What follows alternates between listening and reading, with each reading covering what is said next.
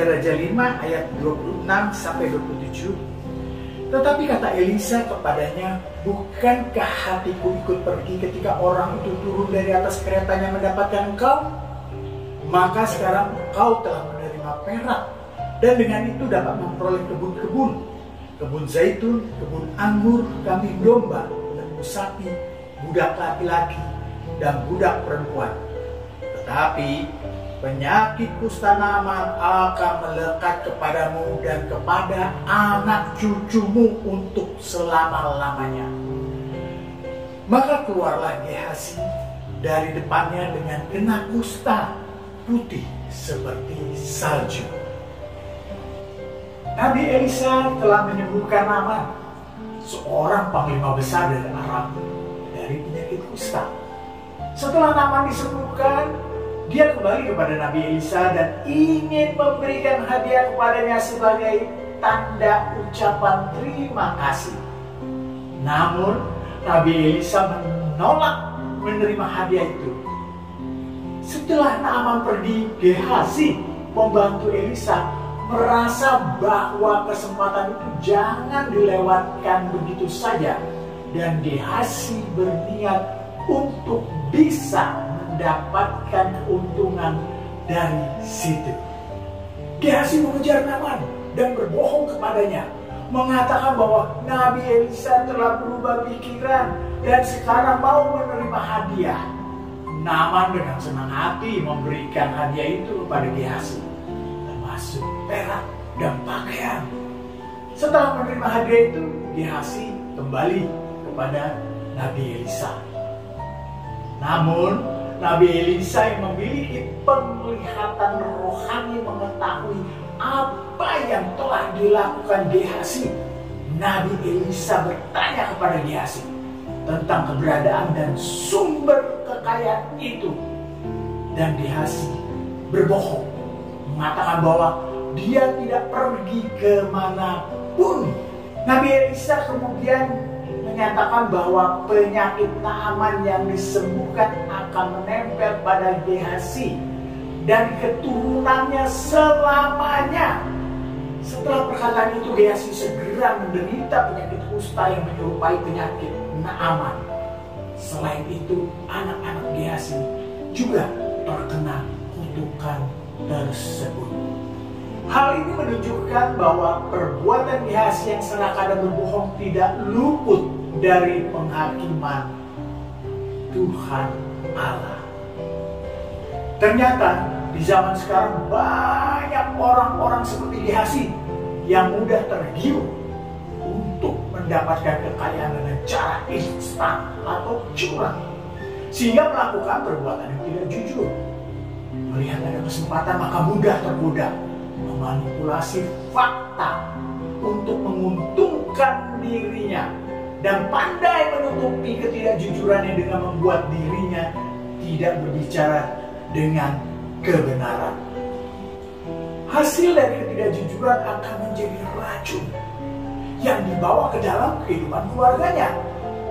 Dirinya sendiri yang merubah berkat menjadi kutuk oleh karena dikuasai keinginan atau tergiur untuk cepat menjadi kaya, dan membuat dirinya melangkah keluar dari jalan kebenaran yang Tuhan arahkan.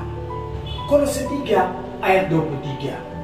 Apapun juga yang kamu perbuat, perbuatlah dengan segenap hatimu seperti untuk Tuhan dan bukan untuk manusia. Sebagai orang yang percaya kepada Kristus untuk melakukan atau menghidupi ajarannya dalam segala hal di kehidupan yang kita lakukan, baik dalam pekerjaan maupun dalam pelayanan kita kepada orang lain, kita harus melakukan dengan sepenuh hati dan kesungguhan, jujur, dan tetap di dalam kebenaran. Ya, kebenaran Tuhan.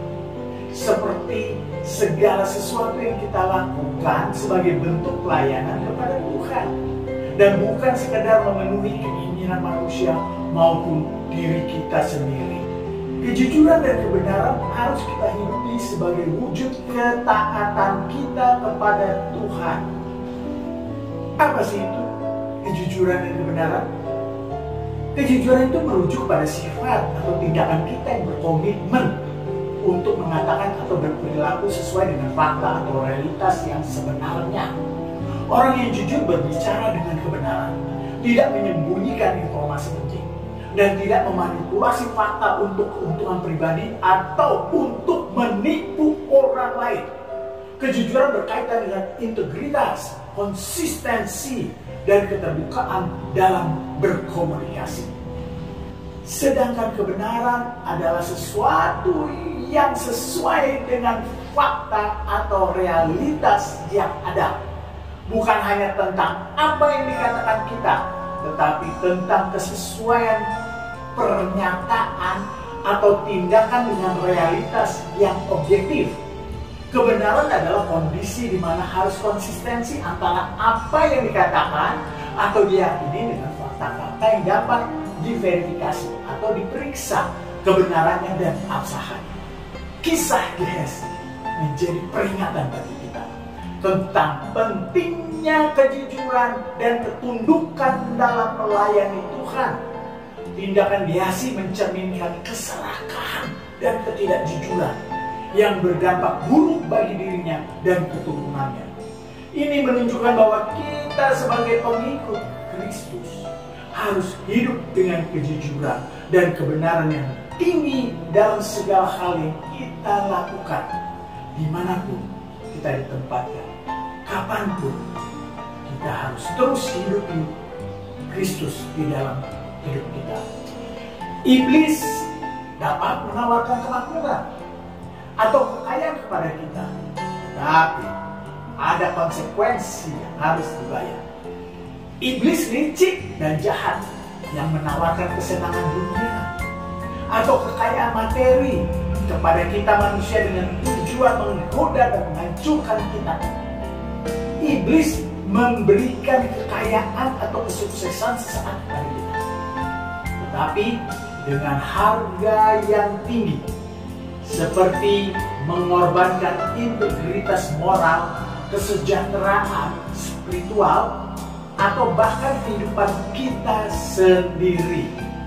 Bahaya memperoleh kekayaan atau keuntungan dengan cara yang tidak jujur, ya awalnya sih itu menarik, terlihat menarik, tetapi pada akhirnya dapat merusak kita dan membawa konsekuensi negatif dalam kehidupan kita dan keluarga di kemudian hari. Sangat penting kejujuran dan kebenaran dalam mencapai keberhasilan dan kekayaan.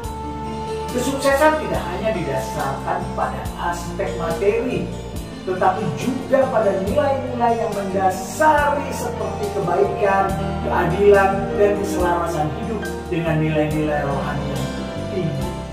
Karena kehidupan adalah ibadah yang sebenarnya. Jadilah kita sebagai pengikut Kristus yang berintegritas. Segala perilaku dan perkataan kita harus membawa berkat dan juga sebagai bentuk pelayanan kita kepada Tuhan. Bersediakah kita? Tuhan Yesus menyertai kita.